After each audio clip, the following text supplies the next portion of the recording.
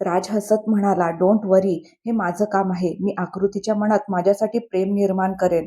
त्याची सुरुवातही झाली आहे. आपण परत गेल्यावर तुम्हा सगळ्यांना तिच्यात बदल दिसेल." रीना आणि रितू एकाच वेळी म्हणाल्या, "वाव, म्हणजे आता आकृतीच्या आयुष्यातही प्रेम येणार." सगळे थोडा वेळ गप्पा मारत बसले, मग झोपायला गेले. दुसऱ्या दिवशी सगळ्यांना तिथून दुसरीकडे जायचं होतं, म्हणून सगळे उठून तयार झाले. पण आकृती आजही उठली नव्हती. तेव्हा सियाने पुन्हा तिच्यावर पाणी टाकून तिला उठवलं आणि म्हणाली, "आम्ही सगळे निघतोय, तू राज सोबत ये." राजचं नाव ऐकताच आकृती गडबडली आणि म्हणाली, "नाही नाही, थांबा ना 2 मिनिटं, मी आत्ताच तयार होऊन येते." ती पटकन तयार व्हायला गेली. तेव्हा रुचिकाने बाहेरूनच म्हटलं, "आम्ही सगळे निघतोय, तू राज सोबत ये." आकृती काहीच बोलली नाही. त्यामुळे रुचिका बाकी सगळ्यांसोबत निघून गेली. आकृती तयार होऊन आली तेव्हा राज गाडीपाशी उभा राहून तिची वाट पाहत होता. आज तिने काळ्या रंगाचा अनारकली सूट घातला होता, केस मोकळे सोडलेले. राज तिच्याकडे पाहत राहिला, पण आकृतीने एकदाही त्याच्याकडे पाहिलं नाही. ती शांतपणे येऊन गाडीत बसली. राजही शांतपणे गाडी चालवू लागला. आकृती बाहेर पाहत होती. राज म्हणाला, "तू ठीक आहेस ना?" आकृतीने त्याच्याकडे न पाहताच म्हटलं, "हो." राज म्हणाला, "मग बोलत का नाहीस आणि माझ्याकडे पाहत का नाहीयेस?" आकृती काहीच बोलली नाही. तेव्हा राजने गाडी थांबवली. गाडी थांबताच आकृतीने त्याच्याकडे पाहिलं. तो तिलाच रोखून पाहत होता. तिने तोंड वाकडं करत म्हटलं, "काय झालं?" राजने आपला चेहरा दोन्ही हातात धरला आणि आकृतीला पाहत राहिला. ते पाहून आकृती चिडून म्हणाली, "हे काय लहान मुलासारखं वागणं आहे?" राज जसा बसला होता तसाच बसून म्हणाला, "जोपर्यंत तू बोलणार नाहीस तोपर्यंत गाडी चालणार नाही आणि मी असाच लहान मुलासारखा बसून राहीन." आकृती काहीतरी बोलणार इतक्यात बाहेरून कुणीतरी टकटक केली. राज आणि आकृतीने पाहिलं तर बाहेर पोलीस उभे होते. त्यांनी दोघांना बाहेर यायला सांगितलं. दोघेही बाहेर आले. पोलिसांनी राजकडे पाहून म्हटलं, "सर, तुम्ही राज आहात ना?" आत्ताच गाडीत लहान मुलासारखा बसलेला राज आता जबाबदार मुलासारखा उभा होता. आकृती त्याच्याकडे पाहतच राहिली. राजने पोलिसांना विचारलं, "काय झालंय?" एक पोलीस म्हणाला, "सर, एक गुन्हेगार पळून गेला आहे. त्याला पकडण्यासाठी इथे चेकिंग चालू आहे. सॉरी सर, तुम्हाला त्रास दिला." राज म्हणाला, "काही हरकत नाही." पोलीस निघून गेले. राजने आकृतीला गाडीत बसायला सांगितलं. दोघेही गाडीत बसले. राज पुन्हा लहान मुलासारखा बसला. आकृती चिडून म्हणाली, "चल, इथून निघ." आकृती एवढं म्हणताच राज शांतपणे गाडी चालवू लागला. यावेळी राज काहीच बोलला नाही. तेव्हा आकृती म्हणाली, "आता गप्प का आहेस? काहीतरी बोल ना." राज काहीच बोलला नाही. तेवढ्यात त्याचा फोन वाजू लागला. तो थोड्या जोरात म्हणाला, "माझा फोन उचल आणि स्पीकरवर टाक." आकृती बाहेर पाहत म्हणाली, "मी तुझी नोकर नाही." राजने पुन्हा गाडी थांबवली. आकृतीने घाबरून फोन उचलण्याचा प्रयत्न केला, पण तोपर्यंत फोन कट झाला होता. राजने आकृतीला रोखून पाहिलं. ती निरागसपणे म्हणाली, "मी उचलण्याआधीच कट झाला. आता यात माझी काय चूक?" राजने गाडी सुरू केली आणि म्हणाला, "ठीक आहे, परत आला तर उचल." आकृती राजकडे पाहत मनात म्हणाली, "अजून काही वेळ खडूस, मग मी तुझ्याजवळ भटकणारही नाही. आधी मला माझ्या मित्रांजवळ पोहोचव, मग एकेकाची खबर घेईन." राज समोर पाहत म्हणाला, "जास्त विचार करणं बंद कर आणि फोन उचल. केव्हापासून वाजतोय?" तिने राजचा फोन हातात घेतला. स्क्रीनवर निशा हे नाव फ्लॅश होत होतं. आकृती म्हणाली, "निशाचा फोन आहे." निशाचं नाव ऐकताच राज पटकन म्हणाला, "राहू दे, उचलू नकोस." आकृती हसत म्हणाली, "आता तर मी नक्कीच उतरणार." आणि तिने फोन उचलून स्पीकरवर टाकला. फोन उचलता समोरून आवाज आला, "हे राज." राजने आकृतीवर कटाक्ष टाकत म्हटलं, "हाय निशा, कशी आठवण काढलीस?" निशा म्हणाली, "राज, मी तुला भेटायला आले आहे. तू मला एअरपोर्टवर घ्यायला ये." राज आश्चर्याने म्हणाला, "तू इथे का आलीस आणि मी तुला घ्यायला येऊ शकत नाही?" निशा म्हणाली, "काय यार राज, मी इतक्या लांबून तुला भेटायला आले आणि तू मला घ्यायलाही येऊ शकत नाही." राज म्हणाला, "निशा, मी घरी नाहीये, मित्रांसोबत फिरायला आलोय." निशा हसत म्हणाली, "काय राज, विनोद तरी नीट कर. तू कधी कोणाला मित्रच बनवत नाहीस आणि आता मित्रांसोबत फिरायला गेलायस. Very funny." राजने चिडून फोन कट केला. आकृती राजकडेच पाहत होती, पण फोन कट होताच ती बाहेर पाहू लागली. राजने फोन उचलून कुणाला तरी कॉल केला. फोन उचलताच तो म्हणाला, "एअरपोर्टवर निशा उभी आहे, तिला घेऊन घरी जा." समोरच्याचं उत्तर न ऐकताच राजने फोन कट केला. काही वेळाने ते सगळ्यांजवळ पोहोचले. आकृती कुणाशीही काहीच बोलली नाही. ती शांतपणे दाट जंगलाच्या दिशेने निघून गेली. कोणीही आकृतीकडे लक्ष दिलं नाही, कारण सगळ्यांना माहित होतं की राज तिच्यासोबत आहे. सगळे आपापल्या पार्टनर सोबत फिरत होते. राज मात्र सगळ्यांपासून वेगळा उभा राहून आकृतीला शोधू लागला. पण आकृती तिथे नव्हती, मग दिसणार कशी? राज तिला शोधत त्या दिशेने निघाला जिथे आकृती गेली होती. इकडे आकृती चालत चालत थांबली आणि समोरचं दृश्य डोळे विस्फारून पाहू लागली. ती बराच वेळ तिथेच उभी राहिली, जणू तिला मनःशांती मिळाली होती. तिच्या समोर एक भव्य सुंदर धबधबा होता. धबधब्याचं पाणी खाली येऊन मोठ्या जागेत साठत होतं. आजूबाजूला उंचच उंच झाडं होती. अनेक रंगीबिरंगी फुलपाखरं तिथे उडत होती. आकृती पुढे गेली आणि बराच वेळ तिथे शांतपणे बसून राहिली. राज आकृतीला शोधत शोधत तिच्या जवळ आला आणि तिच्या शेजारी जाऊन बसला.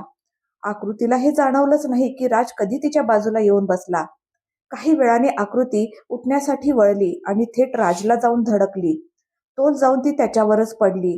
राजने तिला सावरलं खरं, पण पुन्हा एकदा दोघांच्या नजरा एकमेकात अडकल्या आणि दोघंही एकमेकात हरवून गेले. रंगीबिरंगी फुलपाखरं त्यांच्या भोवती गोळा झाली होती, जणू ती फुलपाखरं राज आणि आकृती सोबत खेळत होती. इकडे सगळेच राज आणि आकृतीला शोधत शोधत तिथे पोहोचले. समोरचं दृश्य पाहताच सगळ्यांच्या तोंडून एकच शब्द निघाला, वाव. रिहान आणि भरतने लगेच आपले फोन काढले आणि राज आकृतीचे फोटो काढायला सुरुवात केली. दोघांचे फोटो अतिशय सुंदर येत होते. राज आणि आकृती अजूनही हरवलेलेच होते आणि फुलपाखरं त्यांच्याशी खेळत होती. भरत त्यांच्या जवळ येत म्हणाला, ओ लैला मजनू. भरतचे शब्द ऐकताच आकृती भानावर आली. ती पटकन उठली आणि म्हणाली, भैया तसं काही नाहीये जसं तुम्हाला वाटतंय. राज मात्र आकृतीला हसत पाहत राहिला. रुचिकाने आकृतीची थट्टा करत म्हटलं, आम्हाला तर माहीतच नव्हतं की तुमचं बोलणं डोळ्यातून होतं. आकृतीने एक नजर राजकडे टाकली, मग नजर खाली घालून हलकसं हसली. रुचिकाने राजकडे अंगठा दाखवत इशारा केला. आकृतीच्या मनातही आता काहीतरी सुरू झालंय. मग सगळे नॉर्मल झाले आणि धबधब्याचा मनसोक्त आनंद घेऊ लागले. रात्र होत आली तसं सगळे आपापल्या गाड्यांजवळ आले. तेव्हा राजने भरत आणि प्रणवला म्हटलं, मला वाटतं आपण आता घरी निघायला हवं. रात्री इथे थांबणं योग्य नाही, त्यापेक्षा घरी जाऊया. सगळ्यांनी मान डोलावली आणि सगळ्या गाड्या राजच्या घराच्या दिशेने निघाल्या. वाटेत एका हॉटेलवर सगळ्यांनी जेवण केलं आणि मग पुढे निघाले. आकृती राज सोबतच होती, कारण तिला आता राजची साथ चांगली वाटू लागली होती. राज गाडी चालवत होता. मागच्या सीटवर रिहान आणि रितू झोपलेले होते. आकृती मात्र अजून जागी होती. राज म्हणाला, तुला झोप येत नाहीये का? तू तर सगळ्यात आधी झोपणारी आहेस. आकृती निरागसपणे म्हणाली, मी झोपले तर तुम्ही एकटे राहाल ना. राज तिच्या बोलण्यावर हसला आणि म्हणाला, झोप आली तर झोप, जबरदस्ती जागी राहू नकोस, मी ठीक आहे. आकृतीने मान हलवली. काही वेळाने तीही झोपली. झोपेत तिचं छोटंसं डोकं घसरत राजच्या बाजूला झुकलं. राजने गाडीचा वेग कमी केला. आकृतीचं डोकं हलकेच आपल्या खांद्यावर ठेवलं आणि अत्यंत काळजीपूर्वक गाडी चालवू लागला. सुमारे 5 तासाच्या प्रवासानंतर सगळ्या गाड्या राजच्या घरासमोर येऊन थांबल्या. सगळेजण जागे झाले आणि बाहेर आले. तेव्हा राज म्हणाला, अजून दिवस उजाडलेला नाही, तुम्ही सगळे इथेच थांबा, सकाळी फ्रेश होऊन निघा. भरत काही बोलणार इतक्यात राजने आधी स्पष्ट केलं, हा माझा ऑर्डर आहे. सगळे पुढे जाऊ लागले. तेवढ्यात आतून एक मुलगी धावत आली आणि थेट राजला बिलगली. ती मुलगी म्हणजे निशा होती. निशा राजला मिठी मारत म्हणाली, मी तुला खूप मिस केलं. I miss you so much. राजने तिला स्वतःपासून दूर करण्याचा प्रयत्न केला, पण ती इतकी घट्ट चिटकून उभी होती की जणू दूरच जायचं नव्हतं. सगळे राज आणि निशाकडे आश्चर्याने पाहत होते आणि आकृती ती तर राजकडे रोखून पाहत होती. राजने जोरात निशाला झटकून दूर केलं. तेव्हा निशा म्हणाली, काय झालं? तुम्हाला मिस नाही केलंस का बेबी? निशाच्या तोंडून बेबी हा शब्द ऐकताच सगळ्यांचे तोंड उघडेचे उघडेच राहिले. राजने आकृतीकडे पाहिलं. आकृती त्याच्याकडे रागाने पाहत होती. तो काही बोलणार इतक्यात आकृती वळली आणि थेट आपल्या रूमकडे निघून गेली. राज आकृतीला काही बोलू शकण्याआधीच रुचिका म्हणाली, मीही आकृतीसोबत जाते. रितूही त्यांच्यासोबत गेली. एका मागोमाग एक सगळेच निघून गेले. आता तिथे फक्त राज आणि रिहान उरले होते. राज रागाने आत निघून गेला. रिहान निशाला म्हणाला, हे तू काय करत होतीस निशा? निशाने केस झटकत म्हटलं, मी राजवर प्रेम करते. इतकं तर करू शकते. रिहान म्हणाला, पण राज भैया तुझ्यावर प्रेम करत नाही. निशा आत जात म्हणाली, आतापर्यंत करत नव्हते, आता मी आली आहे ना, आता करतील. निशा आत गेली. रिहान कपाळावर हात मारत म्हणाला, आपल्या बॉसचं प्रेम सुरू होण्याआधीच संपलं. आता बॉस उद्या काय करणार देव जाणे. देवा, आमच्या राज भैयाला बॉसच्या कहरपासून वाचव, कारण आज बॉसच्या डोळ्यात मला जलन दिसली आणि ती बाहेर पडणारच.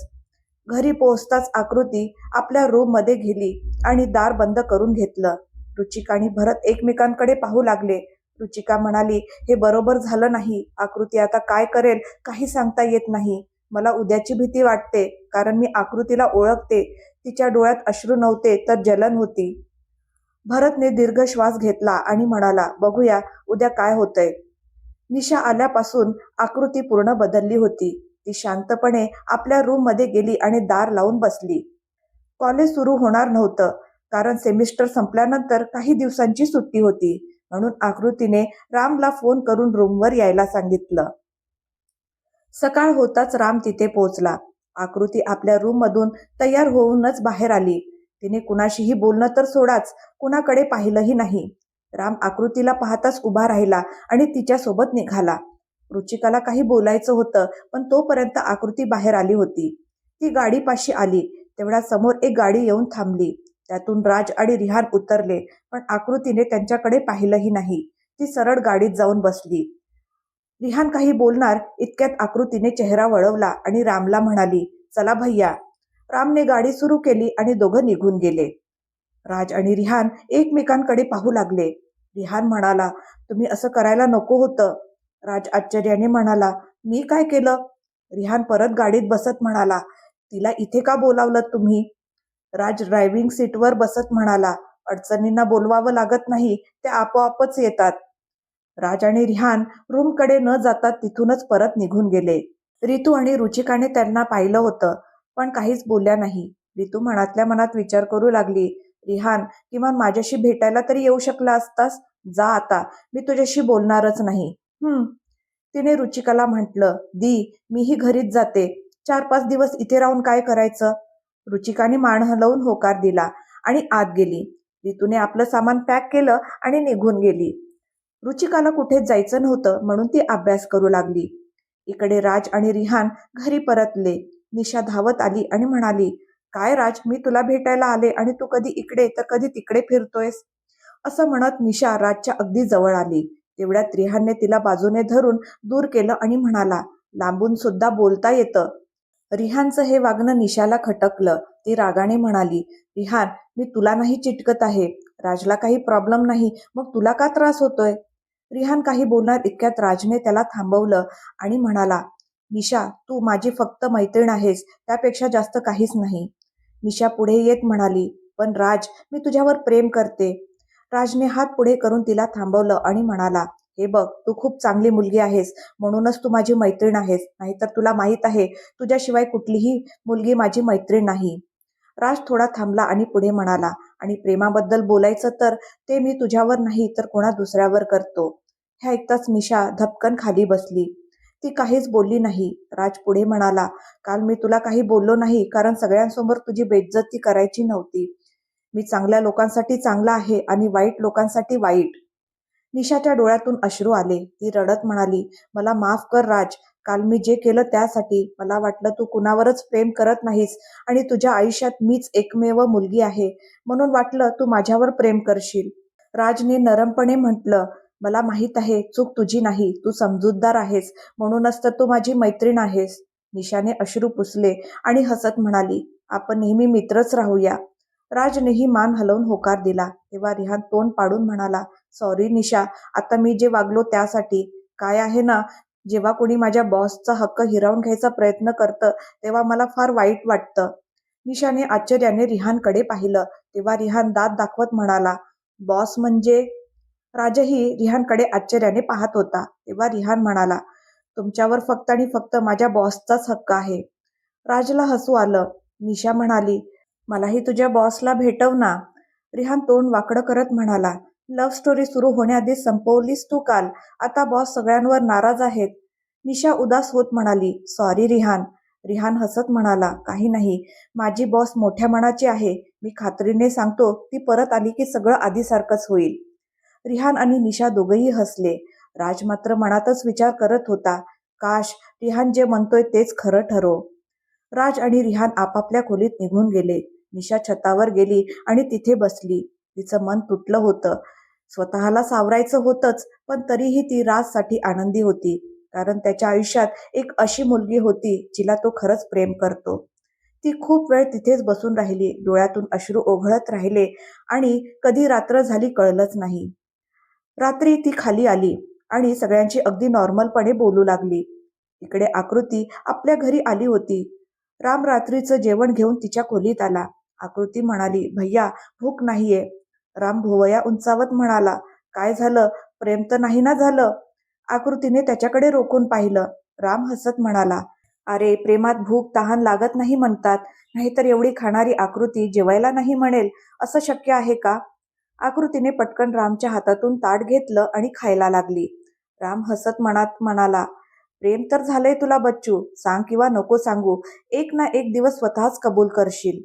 आकृतीने जेवण संपवून ताट रामकडे दिलं आणि म्हणाली, मला काही प्रेम वेम झालेलं नाही.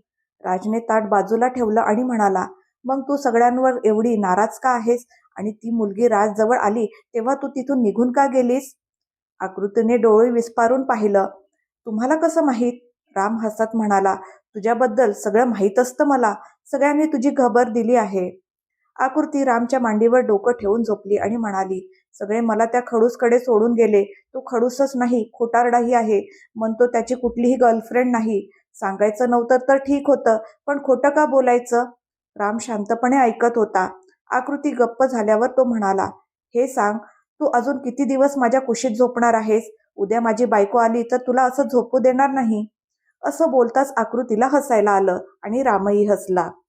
दुसऱ्या दिवशी रुचिकाचा फोन आला, पण आकृतीने उचलला नाही. रिहान, रितू, सिया, रीना सगळ्यांचेच फोन आले, पण आकृतीने एकही कॉल घेतला नाही. सगळे थकून गेले तेव्हा आकृतीने सुटकेचा निश्वास टाकला. आता कोणी फोन करणार नाही असं तिला वाटलं. पण तेवढ्यातच तिचा फोन पुन्हा वाजू लागला. यावेळी फोन एका अनोळखी नंबरवरून आला होता. आकृती विचारात पडली, फोन उचलावा की नको? फोन कट झाला म्हणून तिने दुर्लक्ष केलं आणि निघून जाऊ लागली. तेवढ्यात पुन्हा फोन वाजला. तोच नंबर होता. तिने फोन उचलून कानाशी लावला, पण काहीच बोलली नाही. समोरच्यानेही काहीच बोललं नाही. आकृती रागाने म्हणाली, कोण आहे मूर्ख? समोरून आवाज आला, मला माहित नव्हतं की तू शिव्याही देतेस. आकृतीचा राग अजूनच वाढला. ती चिडून म्हणाली, कोण आहेस तू? समोरून शांत आवाजात उत्तर आलं, राज, खडूस, तुझा खडूस. नाही, आकूचा खडूस.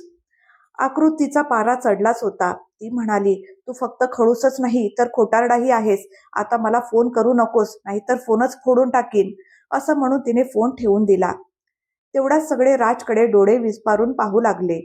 झालं असं होतं की सगळे आकृतीला फोन करून थकले होते, म्हणून सगळ्यांनी राजलाच फोन करायला सांगितलं. कारण आकृतीच्या फोनमध्ये राजचा नंबर नव्हता आणि ती अनोळखी नंबरचा फोन उचलते. म्हणून राजने फोन स्पीकरवर ठेवला होता आणि सगळे ऐकत होते. रिहानने राजला विचारलं, भैया तुम्ही असं काय खोटं बोललात? राज निशाकडे पाहत म्हणाला, हेच की माझी कुठलीही गर्लफ्रेंड नाही. रिहान म्हणाला, हे आमच्यासाठी खोटं नाही, हे तर सत्यच आहे. पण आकृतीला ते खोटं वाटलं, कारण निशाने ज्या पद्धतीने तुमच्यावर हक्क दाखवला त्यावरून तुम्ही तिला खोटारडे वाटलात. रुचिका म्हणाली, आकृतीला खोट्या लोकांची खूप चीड आहे. ती मजाक करते, पण खोटं कधी बोलत नाही आणि ऐकायलाही आवडत नाही. निशा सगळ्यांकडे पाहत म्हणाली, हे सगळं माझ्यामुळे झालं आहे, म्हणून ते मीच सुधारते. तुम्ही काळजी करू नका. राज निशाला म्हणाला, नाही निशा, तू तुझ्या अभ्यासावर लक्ष दे. आज तुला परत जायचं आहे. तू जा. आकृतीला मी सांभाळेन. निशा काही बोलणार होती, पण राज काहीच न बोलता निघून गेला. रिहान तोंड वाकडं करत म्हणाला, सांभाळून घेईन म्हणे. यांना माहित आहे का मुलींना कसं इम्प्रेस करायचं असतं?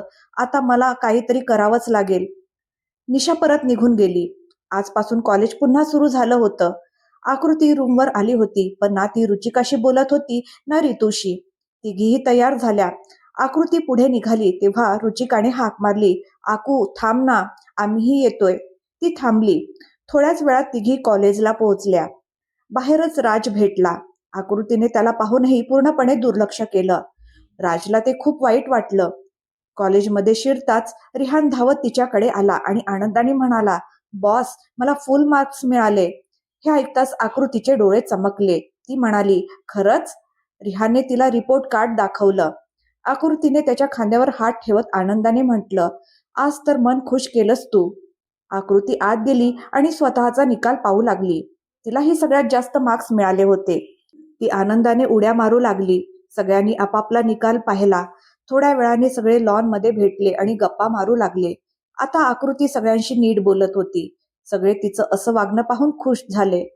चांगले मार्क्स मिळण्याच्या आनंदात सगळ्यांनी पार्टीला जायचं ठरवलं. बाहेर राज भेटला, कारण त्याला माहित होतं आज अभ्यास होणार नाही, रिहान कधीही येऊ शकतो.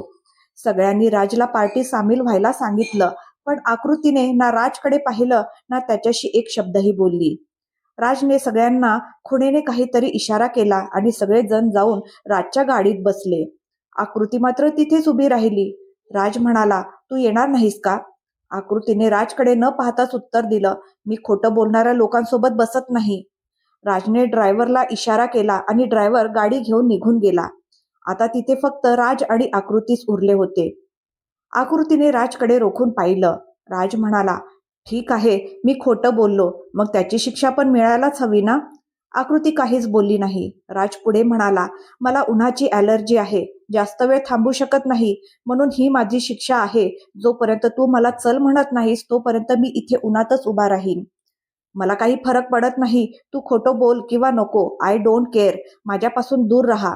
असं म्हणत आकृती निघून गेली आणि राज तिथेच उन्हात उभा राहिला. ऊन इतकं तीव्र होतं की फार थोडे लोकच बाहेर ये जा करत होते. राज उन्हात उभा राहूनही हसत आकृतीच्या दिशेने पाहत होता. आकृती चालत आपल्या रूमकडे निघाली, कारण त्यांची रूम कॉलेज जवळच होती. जाताना ती मागे वळून वळून राजकडे पाहत होती आणि राज मात्र अजूनही हसतच होता. ती खोलीत आली, तोंड धुतलं आणि सोफ्यावर जाऊन आडवी झाली. सोफ्यावर पडताच आकृतीला झोप लागली. सुमारे 2 तासांनी रुचिका आणि रितू परत आल्या. तेव्हा आकृतीही उठली. रुचिकाने तिच्यासाठी आईस्क्रीम आणली होती. आकृती ती खाऊ लागली. रितू सोफ्यावर पसरत म्हणाली, आज खूपच कडक ऊन आहे यार, बरं झालं आपण लवकर घरी आलो. इकडे राज मात्र 2 तासापासून उन्हातच उभा होता. रिहान तिकडून जात असताना राज थोडा मागे सरकला, म्हणून रिहानला तो दिसलाच नाही आणि तो सरळ निघून गेला. आकृती, रुचिका आणि रितू तिघी आपापल्या फोनमध्ये गुंग होत्या. तेवढ्यात रितूच्या फोनवर रिहानचा कॉल आला. रिहानने विचारलं, रितू, बॉस कुठे आहे? रितू म्हणाली, माझ्यासमोरच बसली आहे. का, काय झालं? रिहान म्हणाला, राजभैया अजून घरी आलेले नाहीत यार. रितूने रिहानला नंतर बोलूया असं सांगून फोन कट केला आणि आकृतीला विचारलं, आकृती, तुला राज सर कुठे आहेत माहीत आहे का? ते अजून घरी गेलेले नाहीत. आकृतीने कोरड्या आवाजात उत्तर दिलं, मला काय माहीत, मी तर कॉलेजमधून सरळ रूमवर आले. ती उठून बाल्कनीत आली. तिला भीती वाटत होती, कुठे राज इथेच उभा तर नसेल ना? आणि तिची भीती खरी ठरली. राज तिथेच उभा होता, हात खिशात घालून आकृतीच्या रूमकडे पाहत. तरीही त्याच्या चेहऱ्यावर हसू होतच. उन्हामुळे त्याचा गोरा चेहरा लाल झाला होता, जो आकृतीला लांबूनही दिसत होता. आकृती मनातच म्हणाली, हा मुलगा ना सुधारणार ना माझं ऐकणार. ती आत गेली, चपला घातल्या आणि परत बाहेर आली. तिने लोअर आणि टी शर्ट घातला होता. ती रागाने राजकडे चालत गेली. राजने तिला पाहिलं आणि त्याची स्माईल अजूनच मोठी झाली. ती राज जवळ येऊन म्हणाली, तू वेडा झाला आहेस की काय? राज काहीच बोलला नाही. आकृती पुढे म्हणाली, आता लगेच घरी चल. राज तरीही काहीच बोलला नाही. आकृती पुढे चालू लागली. तेवढ्यात अचानक राज आकृतीच्या दिशेने पडू लागला. आकृतीने त्याला पडण्यापासून वाचवलं, पण ती त्याला उचलू शकत नव्हती. राज बेशुद्ध झाला होता. आकृतीने आजूबाजूला पाहिलं, पण कुणीच दिसत नव्हतं. ती जोर जोरात ओरडू लागली, हेल्प, हेल्प. तेवढ्यात एका घरातून 2 लहान मुलं बाहेर आली. आकृतीने त्यांना सांगितलं, प्लीज मदत करा, यांची तब्येत खूप खराब आहे. दोन्ही मुलं धावत आली आणि आकृतीला मदत करू लागली. राजला सांभाळत आकृती म्हणाली, असं करा, तुमच्यातला एक जण त्या घराचं दार ठोठावून या, लवकर जा. एक मुलगा धावत गेला आणि आकृतीच्या रूमचं दार ठोठावलं. रुचिकाने दार उघडलं तेव्हा त्या मुलाने आकृतीच्या दिशेने बोट दाखवला. रुचिका आणि रितू दोघेही लगेच बाहेर आल्या आणि राजला आत घेऊन गेल्या. भेटूया पुढच्या भागात.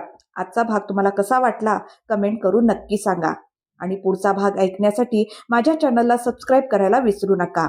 धन्यवाद.